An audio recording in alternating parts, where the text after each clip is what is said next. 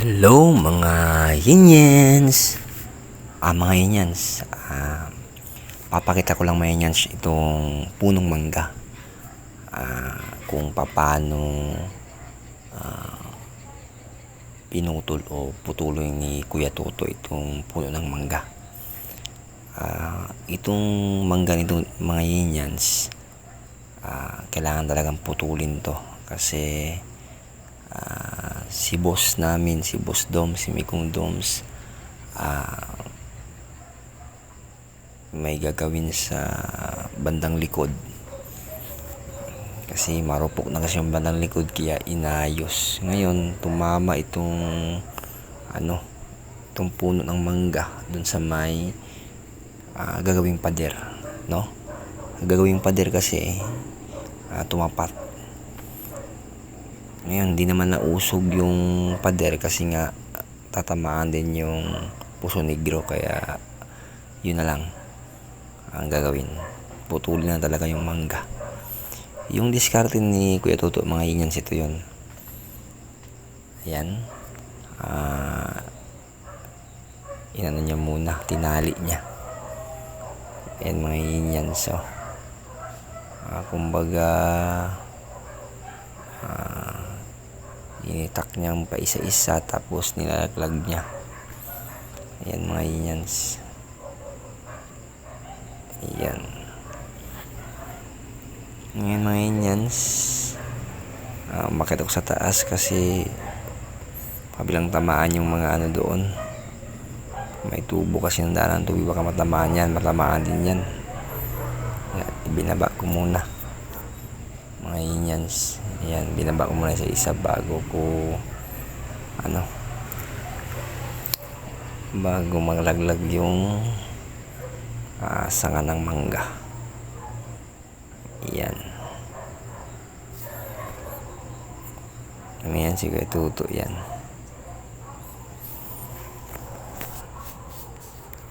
Ayan. Hinawakan ko ito. Ayan, pinahawak ko muna kay Don. Ayan mga Yinyens, no? Inaalalayan ko kasi baka tumakan yung tubo dyan. May tubo kasi yan, mo yan sa daanan ng tubig. Ayan mga Yinyens, no? Inaalalayan ko yung yung puputulin na sanga. Ayan, matutumba na yan. Ayan, may tubo kasi may yan sa gilid mga Yinyens, so kaya kailangan alalayan. Ayan mga Yinyens, no? Pag na yan, pwede nang bitawan. Ayan. Kasi yung tubo na yan pwedeng tamaan yan kaya iiwas talaga. Yan mga Yinyens, no? Yan, putol na. Ayan. Okay mga Yinyens, yan si Kuya Toto. Ayan, nahawakan niya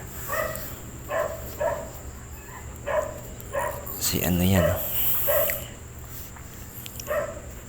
Ayun, bawasan na yung mga ibang sanga kasi yan tinatali, tapos sa pamagitan ng tali puputulin, tapos yan yung mga sanga-sanga yan pinutol. Yan, gamit yung chainsaw na electric, gamit na ng kuryente. Yan si Don. Yan mga Yinyens.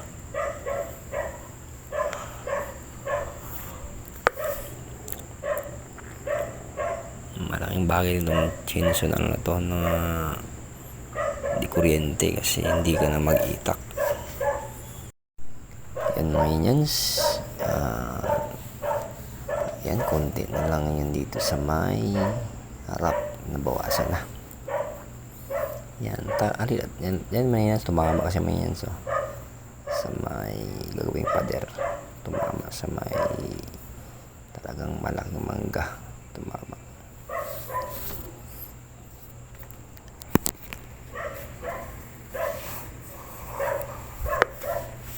Yan mga Indians, no?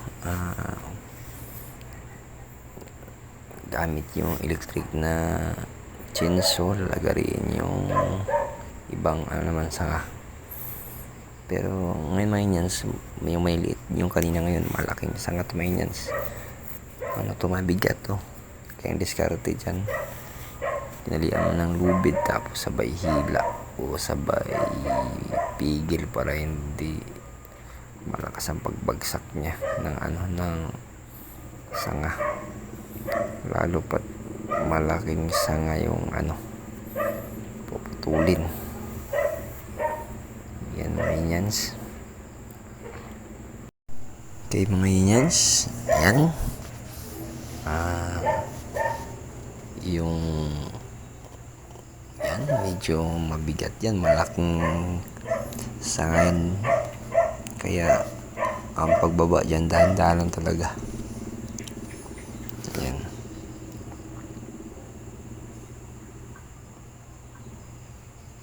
dahan-dahan talaga ang pagbaba pag naputol. Okay mga Indians, yan ang mga Indians yung tali para yung pag naputol yan mapigilan, kaya kailangan talaga ng tali mga Indians.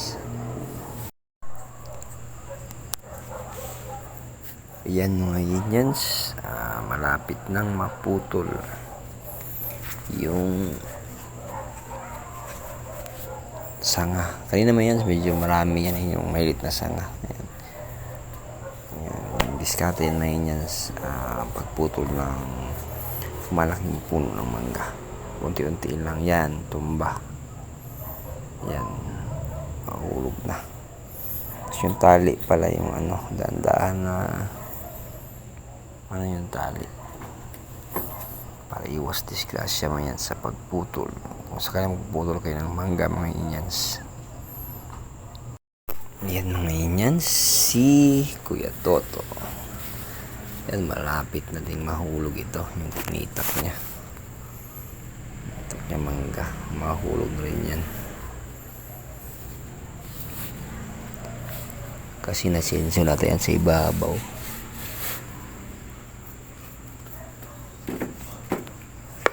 Ayan na, nalaglag na. Yan, kunti na lang. Okay na.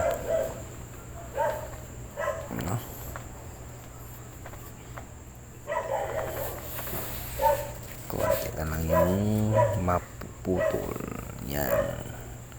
Halos wala na yung yung mga down sa kabila.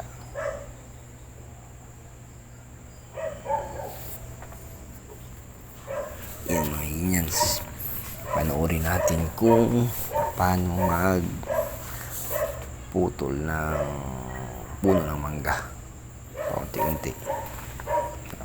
Putulin na yung sanga, tapos tangan ng palali. Yan mga Indians. Yan mga Indians, malapit nang maputol. Yan, maputol na yung yan, medyo malit lang sa kanya. Yan si Kuya Toto, titignan niyo yung kung hanggang saan putol dito. Diyan tumama, kaya dyan hanggang dyan yung putol talaga. Yan mga yan, so okay na. Yan mga yan, okay na mga yan.